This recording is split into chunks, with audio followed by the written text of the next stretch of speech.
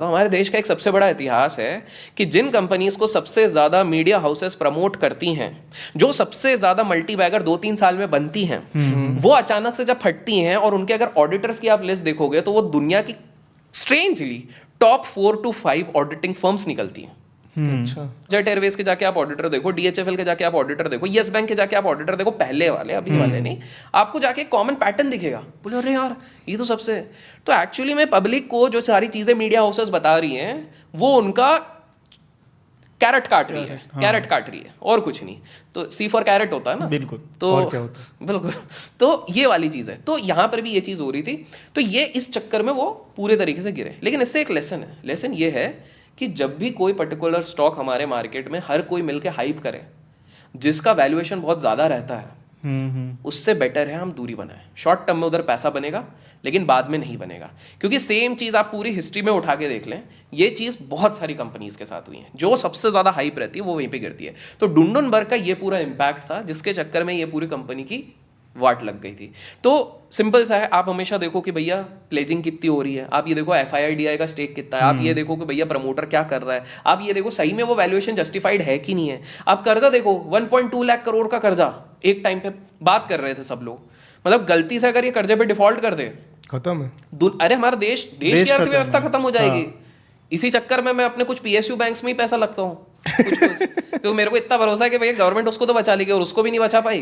तो फिर तो पैसे का क्या फायदा ही है? नहीं। बचेगा जब एक प्राइवेट सेक्टर बैंक को बचा लिया था 2-3 साल पहले, तो PSU को तो कुछ भी आप खुद देख लो यार। हमारे देश के सबसे हैरानी वाली बात है, आप 1990 से देख लो, जितने भी घोटाले हुए हैं, जो टॉप 2-3 PSU बैंक्स होते हैं हमेशा नाम आता है, उन्हीं में आता है। हाँ। लेकिन वो हमेशा बचा तो लेती है गवर्नमेंट। तो मेरे को बस ये है कि भैया जीवन की आमदनी एटलीस्ट वहां से तो बचे रहे। अब हर्षद मेहता जी तो गुजर गए, पर ये अभी भी मार्केट में ऑपरेट करते हैं या एक्टिव है ऐसा कहा जाता है, KP। नाम नहीं लेंगे पूरा। हाँ, KP। हाँ ठीक है। तो उनके बारे में मैं थोड़ा सा डीप में जानना चाहूंगा कि क्या काम करते हैं वो, किस तरह से काम करते हैं और देश को कितना सशक्त बनाने का काम करते हैं। सशक्त तो पता नहीं कितना बना रहे। एक्चुअली KP वो इंसान है, जब शेयर बाजार में कोई आता है, आज तक जितने लोगों ने भी कुछ बड़ा उखाड़ा है, हम सबको लगता है कि यार ये लोग भाई कुछ भी नहीं थे, 0 to हीरो बन गए। रियलिटी है कि हर बंदे का कोई ना कोई गॉडफादर होता है। बिल्कुल। RJ की बात करो तो RKD वाज देयर, RKD की बात करो तो MM वाज देयर। इनके शॉर्ट फॉर्म्स के फुल फॉर्म लोग डाल देंगे, चीट कोड आपको मिल चीट जाएंगे। कोड है, बिल्कुल ये डाल देंगे। अगर आप VK की बात करो तो VK के भी एक गॉडफादर है, ठीक है, और वो अभी कुछ ज़्यादा एक्टिव है तो मैं नाम नहीं लेना चाहूँगा। फिर उसके बाद नाम नहीं लेंगे प्रॉब्लम हो जाती है, प्रॉब्लम हो जाती है, नोटिस आते हैं। तो इस हिसाब से सबके गॉडफादर होते हैं। KP के साथ सबसे फायदा था, उसका एक नहीं 3 गॉडफादर थे। अच्छा, एक के बारे में पता है, 2? एक तो हर्षद मेहता हो गया, दूसरा अश्विन। अच्छा, एक्चुअली हर्षद मेहता ने बोला था अपना ही बच्चा है तो थोड़ा इसको ग्रूम करो, बढ़ाओ। ट्रस्ट था एक समय पे, चाचा जी हो गए उसके बाद। चाचा जी एक तरीके से, बड़े चाचा, ठीक है। और तीसरा था PS। PS मेरे को पता है आपकी जनता क्या लगता है गेस कर पाएगी? मैं हिंट देता हूँ तो अपने आप समझ जाएंगे। हाँ। वो सीरीज देखी है आपने, स्कैम 92? हाँ हाँ। उसमें एक मंगूस करता है, ठीक है, मैंने बहुत हिंट दे दी है। उनका जो रियल नाम है बस वही, ठीक है। तो इनके ना 3 गॉडफादर होते हैं और तीनों से कुछ ना कुछ चीज़ें सीखने मिलती हैं। तो हर्षद मेहता से KP को सीखने मिलता है कि भाई क्या नहीं करना है, कि अपन को अपनी आलीशान लाइफस्टाइल नहीं दिखानी है पब्लिक में, क्योंकि हमारे देश की जनता जब भी कोई लाइफस्टाइल दिखाएगा या जब भी कोई ऊपर जाएगा उससे जलती है। This is the reality. वो नीचे खींचेगी, वो क्रैब थ्योरी है। अगर 10 क्रैब ऊपर जाने की कोशिश करेंगे, 11वां वाला खींचेगा हमेशा। तो ये थी, तो उनने क्या नहीं करना वो सीखे। और दूसरी चीज है circular trading, pump and dump, इसको भी समझेंगे हम। तो ये सारी चीजें वहां से सीख ली कैसे होती है, क्या होती है वो सीख ली थी। दूसरा एक्चुअली में 4 गॉडफादर है, ठीक है।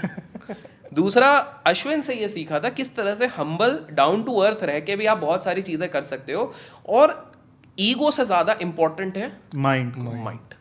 ये अश्विन से इमोशंस में नहीं जाना है। बिल्कुल, और वो सीरीज में भी दिखाया हुआ है कि वो बिल्कुल अश्विन जी थोड़ा सॉर्टेड लगे थे, तो ये वहां से कंट्रोल भी सीखा करते था। थे उनको कि रुक बिल्कुल जा, रुक बिल्कुल जा। बिल्कुल। और PS से सीखा था इंस्टीट्यूशन से चीजें कैसे खींच के लाएं। अगर आप वो सीरीज को याद करो, कुछ लोगों को याद आएगा, तो हर्षद मेहता के घर पे पार्टी चल रही है, हर्षद मेहता सब मस्त कर रहे हैं, जिसमें कि PS आके बोलता है तेरे को पार्टी करने नहीं आती है, ये क्या कोको कोला पिलवा रहा है। तब वो बात करते करते बोल रहे हैं अरे मैं और KP तो वैसे भी लंदन जा रहे हैं अगले हफ्ते, याद आया? यस। तो ये थोड़ा सा हिंट वहां पे दिया था, सीरीज वाले तक पंगा लेना नहीं चाहते थे नाम लेके, और हम लोग यहाँ पे पूरा डिस्कस कर रहे होते गट्स देखो। तो बट आप लोगों की जनता के लिए है, सिंपल सा है। तो पीएस ने उनको बेसिकली इंस्टीट्यूशनल साइड से कनेक्ट करवाया, नेगोशिएशन कैसे कर, रिलेशंस और वो स्किल्स सिखाए, स्किल सिखाए। और चौथे गॉडफादर इन्हीं की खुद के फादर की कंपनी थी, NH सिक्योरिटीज नाम की, ब्रोकर जो थे, ब्रोकर थे, और वो इंस्टीट्यूशनल ब्रोकर थे। देखो दो ब्रोकर होते हैं, एक जैसे होते हैं हम जैसे आप और हम जैसे गरीबों के ब्रोकर, ठीक है, जो अचानक से बंद हो जाते हैं। वो क्यों होते हैं याद दिलाना, उसके बारे में डिस्कस करेंगे, ठीक है। एक वो टाइप के ब्रोकर होते हैं, और एक होते हैं प्राइम ब्रोकर्स, विदेश में बोलते हैं प्राइम ब्रोकर्स। मतलब अगर आपको प्राइम ब्रोकर के साथ डील करना है तो हमारे देश के 99.9% ट्विटर और यूट्यूब वाले ट्रेडर्स नहीं आ पाएंगे जो स्क्रीनशॉट डालते हैं। क्यों? क्योंकि मिनिमम कैपिटल एक अच्छे प्राइम ब्रोकर जो इंस्टीट्यूशनल लेवल से करता है, उसके लिए आपको बस 5 करोड़ का कैपिटल रखना है, बस ओनली। और उनके ऐप में भी ग्लिच नहीं आता। ग्लिच छोड़ो, उसके साथ ना आपके पास जितना पैसा आप डालोगे, प्राइम ब्रोकर्स के साथ ये चीज़ है। फॉर एग्जांपल मान लो ये बोलता है कि मेरी जितनी संपत्ति है 50 करोड़ की जो है, तो 50 करोड़ की जो चीज़ें हैं मैं पूरा का पूरा मैं इधर डाल रहा हूँ। अगर प्राइम ब्रोकर के साथ उस क्लाइंट के अंदर you are the biggest broker, तो वो आपको ना एक और एडवांटेज देगा, इनसाइडर।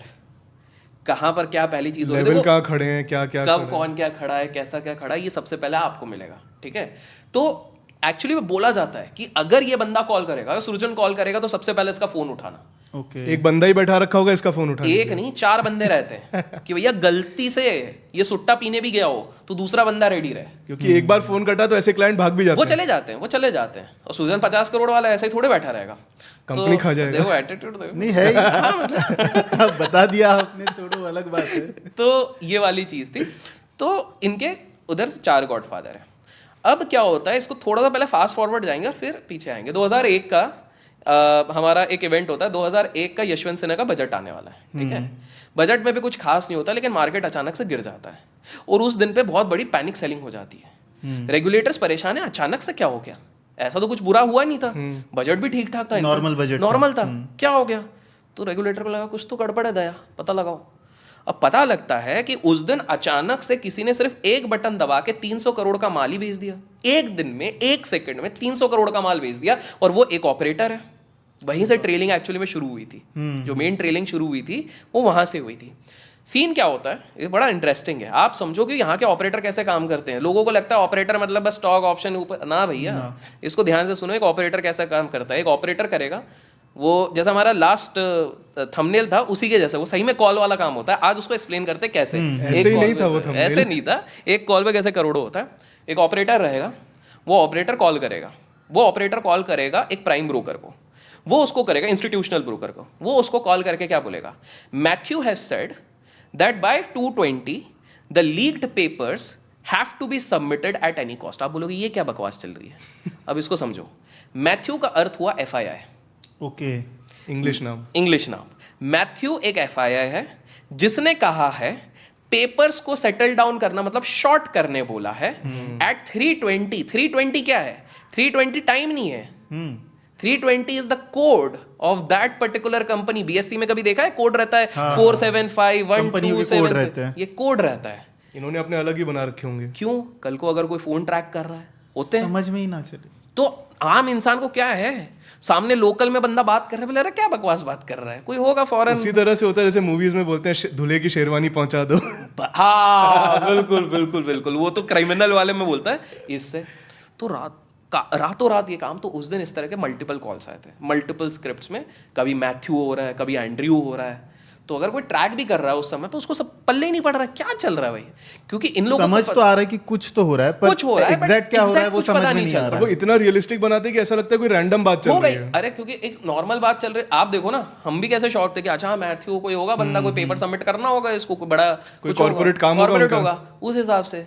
और उसके बाद इधर अगर कोई दूसरे तरीके से बोलना है तो बोलेंगे, ऑपरेटर ऐसा बोलेगा, Gopal has said that you have to take the important documents on the 6th floor on the upside because 134 ऐसा करके वो कर देंगे। अपसाइड मतलब इस स्क्रिप्ट को ऊपर लेके जाना है। और गोपाल क्या हो गए, DII हो गया। तो इस हिसाब से लोग प्लान कर रहे थे। उस तरह से ना बहुत कॉल लगे थे मैथ्यू करके बेचने के।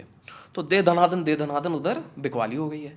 रेगुलेटर ने काम चालू किया है, और कहीं ना कहीं जो मेन प्रोटोगैनिस्ट था वो था KP। उसको पता था कि भैया थोड़ा राडा हो गया। वो राडा क्यों हो गया था इसको समझने की कोशिश करते हैं। केपी ने जब अपना ये काम धंधा शुरू किया, उसने शुरू किया था कैलकाटा स्टॉक एक्सचेंज से। कैलकाटा स्टॉक एक्सचेंज, बहुत लोगों को नहीं पता है कि हमारे स्टॉक मार्केट से सबसे ज्यादा वॉलेटाइल, सबसे ज्यादा प्रोमिनेंट, सबसे ज्यादा operator driven Calcutta stock exchange होता था, ना कि नेशनल स्टॉक एक्सचेंज या फिर BSE stock, Bombay stock exchange. Volume base में सबसे बड़ा वॉल्यूम था बेस वो। पे। तो केपी ने जब अपनी शुरुआत करी थी तो वो रिटेल के आज के समय के भी 2 बहुत फेवरेट स्टॉक्स ऑपरेट करता था। हिंट देता हूं, ये लोग गेस करेंगे।